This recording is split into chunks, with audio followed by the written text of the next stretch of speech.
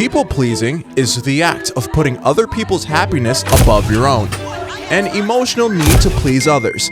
But the problem is, it's usually at the expense of your own desires. And I've always wondered, what about someone's life leads them to such a destructive mindset? Well, my fellow people-pleasers, let's start from the very beginning. Childhood.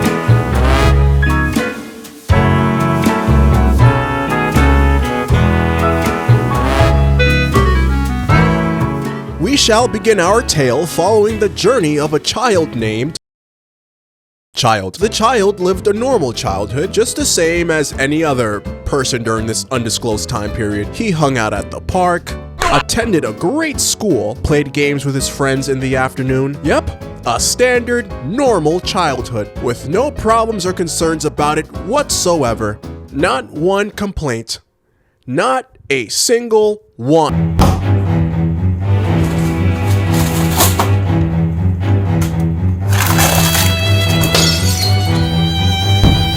Oh yeah, his dad. I guess we can call him the father.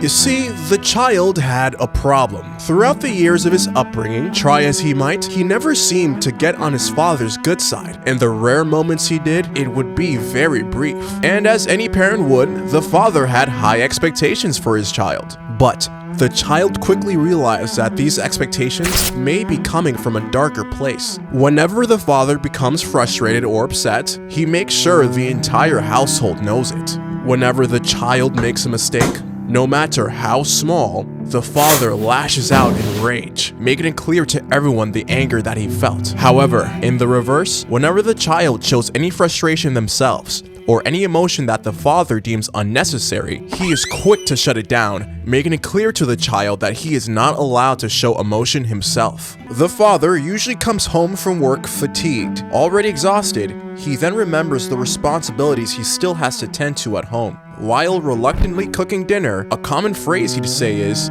"It's your fault that I'm so tired all the time." Or if he had a tough day at work, he'd say, "I would have had my dream job if I didn't have to take care of you all the time." And of course, the child did not know this at the time, but the father had a habit of consistently shifting blame of his own shortcomings onto the child. And because of this, the child developed a pattern of thinking, whenever I have needs, I make everyone else feel worse. Speaking of feeling worse, the child would dread coming home from school with anything less than a perfect score. Even an A- would warrant an enraged reaction from the father. "Can't you do any better than this? Is this what I sent you to school for? To goof off?" he would often hear. And on the flip side, on the rare occasions he were able to bring home a perfect grade, those were the few times his father showed any form of affection towards him. As an outsider looking in, this may just look like a concerned father who only wants the best academically for his son. But unfortunately, the mind of a narcissist does not work this way. A narcissist, or in simple terms, a self-centered person who lacks empathy for others, have the innate desire to feel perfect, and if they view their children as an extension of themselves, anything less than perfect is seen as a failure on their part. And as a result, the child learns that their parents' love is conditional, and they must perform pleasing tasks in order to receive it.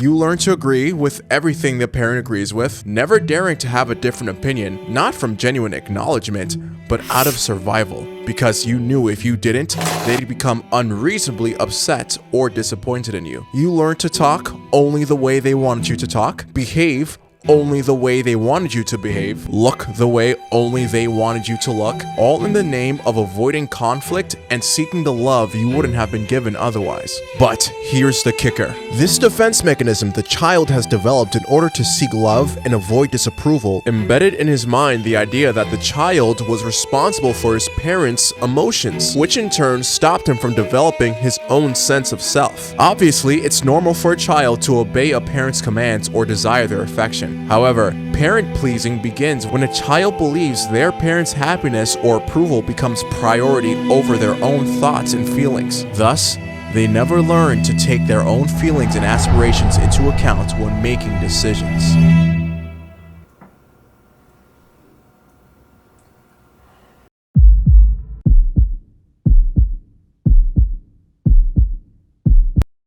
Hey there, handsome. Wait, what? Who the heck are you? Wait, are you supposed to be me? I don't know. I just know I'm here to help you out with a couple things. For starters, what's up with your desk? Oh yeah, I have an assignment due tomorrow, but I have no idea how I can stay productive. Oh, that's easy. Have you tried taking a look on Skillshare, the sponsor for today's video? Skillshare? What the heck's a Skillshare? Well, do me a favor, pick up your laptop and let's take a look. Skillshare is the largest online community for learning there is.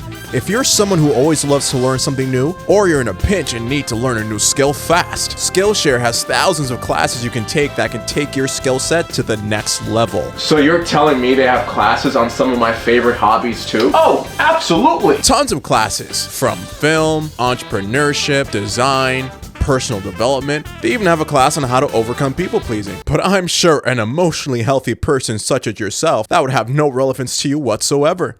Anyways, right now I'm taking Ali Abdal's class on productivity, and I'm sure that'll help you stay on track for your assignment tomorrow. And look, they even hooked us up because the first 500 people to use my link in the description will receive a 1-month free trial of Skillshare. Get started today. Okay, well that's great and all, but you said you're here to help me with a few things. Help me how? Well, we've already taken a look at the past, so now let's see how us trying so hard to please our Father affects how we try to please others today.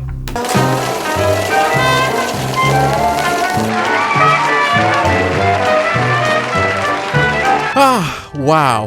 What a wonderful day to go to the supermarket. I hope my general existence doesn't disturb or bother anyone. Ah, just what I was looking for. The eggs. La la la la la. Oh my god, I'm so sorry. It was an honest mistake. I promise. It's okay. Please don't get mad. It's okay. I'm so sorry. I'm so sorry. I'm not upset. You're not? Mistakes happen. I get it. You know, don't worry about it. Whew, that was a close one. I definitely won't be thinking about that for the rest of my life. Alright, I finally got the eggs. Now I just need to check these out. Surely nothing bad will happen from this point forward. Oh, hey sir, one of your eggs got cracked. I'll call another employee over to get you a new one. No, it's okay. There's already a long line. I'll just take the broken egg. No, sir, it's okay. I'll just call someone. It won't even take a minute. Well, then let me go and grab it real quick. I just don't want to inconvenience you guys. Sir, there's already someone working in the egg aisle. He'll be over here in just a second. You sure? I'm positive. Okay. I'm sorry. No need to apologize, sir. That was painful. But that doesn't make sense. You mean to tell me the reason why you run into situations like this is because we tried so hard to make our dad happy? Yeah, pretty much. But childhood influences ain't just about your parents. Come on, let's take a look at the other part of your childhood that turns you into the people pleaser that you are. Friendship.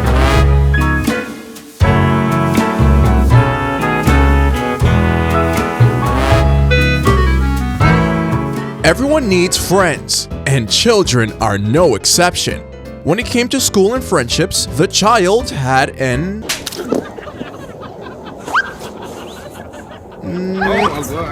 interesting upbringing.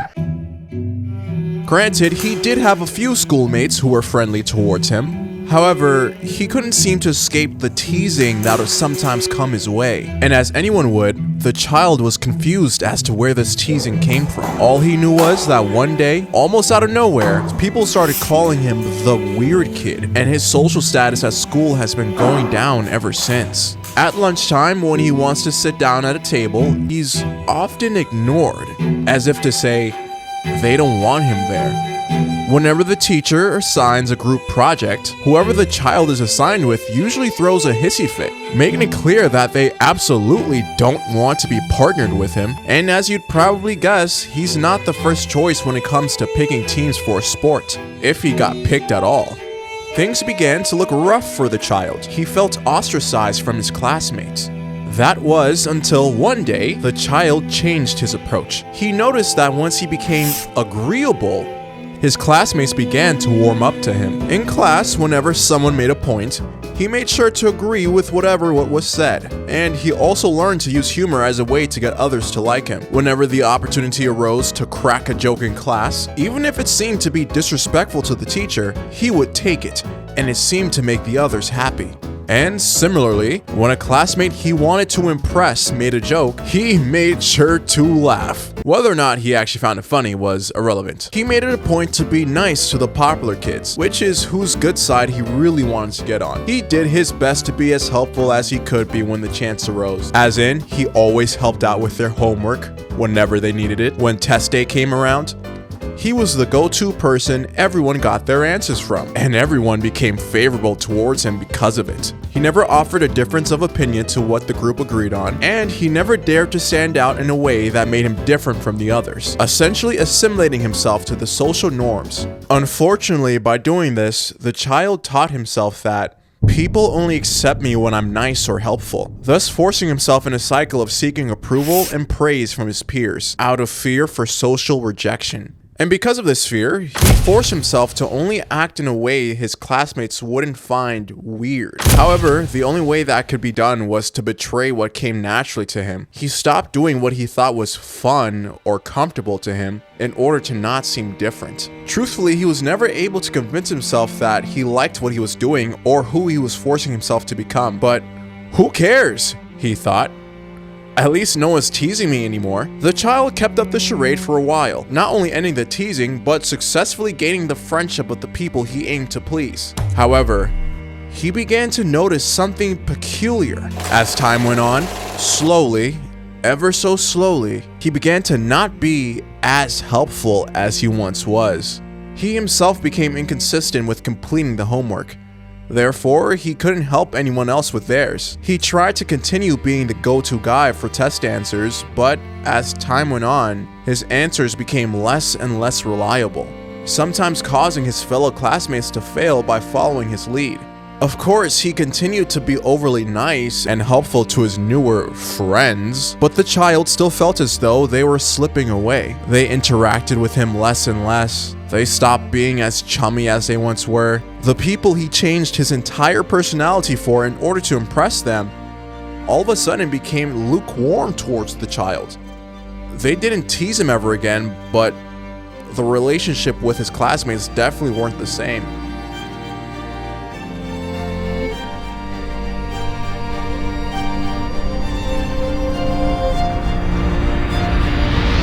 Stupid, stupid, stupid! How much of an idiot can I be? Is there something wrong with me? Why is everyone acting so different towards me all of a sudden? Don't they like me? I thought I was the cool guy everyone counted on. You know, the guy that made everyone laugh. The guy that gave everyone the homework. The guy everyone copied the answers from. The guy everyone was nice to and I was nice to them first. The guy who had a lot of friends. Right? Wait, were they ever my friends to begin with?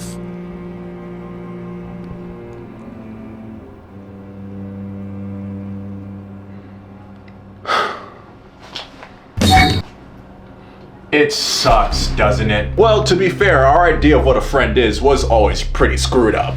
To this day, I still don't get it. I thought they were finally starting to like me. I thought they were my friends. No, they definitely liked you, at least for a time. They just weren't ever really your friends. Not really. Allow me to show you where you messed up. Unfortunately, you were in a position where you weren't as accepted by your classmates as you wanted to be. Then one day, you realized that whenever you did something that pleased your classmates, like making them laugh or allowing them to copy your homework, they didn't tease you as much, some even going as far as being friendly towards you. But being friendly is not the same as being someone's friend. Unknowingly, with your classmates, you began a pattern of conditional relationships, as in, your so-called friendship was only based on how you benefit the other person. What happens when you stop being funny or stop being the person everyone goes to for help? And like a building in an earthquake, the foundation of your quote-unquote friendship will crumble the second you stop being of use to them. Just like parent-pleasing, friend-pleasing is when you prioritize being liked by your friends over what's true to your own nature. And that habit from childhood can fester into something way more dangerous into your adulthood, wherein all areas of your life, you prioritize being liked over everything else. Okay, you're saying all this, but you're not helping. All you're telling us is how we got here. How do I stop people pleasing? How do I fix this? How do I fix us?